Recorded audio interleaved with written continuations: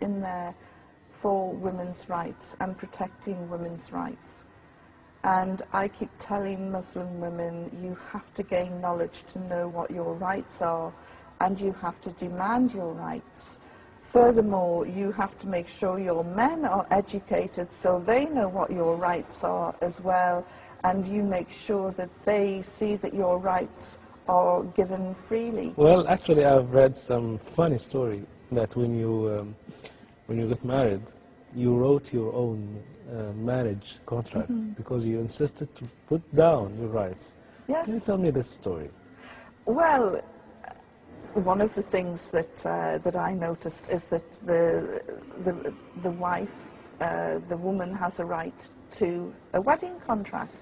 And I was reading more about this, and I thought, you know, this is where all these Hollywood lawyers got the idea from for prenuptial wedding contracts. It's all here in the Quran. So I said to my husband-to-be that I would be writing my own wedding contract, and I said it will be Sharia compliant.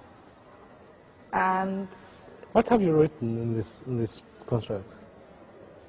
Well, everybody keeps saying, how much did you demand? My price was that he would teach me the last 10 surah of the Holy Quran.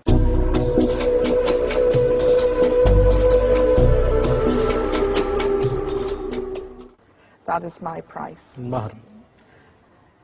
And while I didn't say that he couldn't have a second wife, as I say, it was a Sharia compliant contract, I said that he would need my written permission.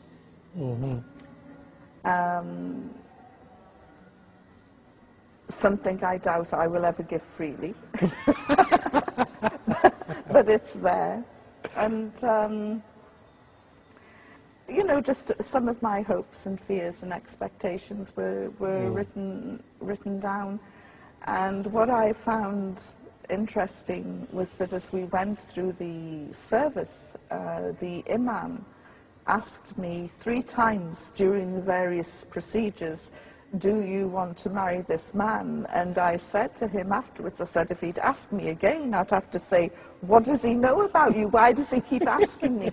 And this is why I get irritated when people say, oh, you know, there are forced marriages, and of course that is not Islamic at all. And unfortunately the media, with the Islamophobic agenda, will talk about forced marriages, violence,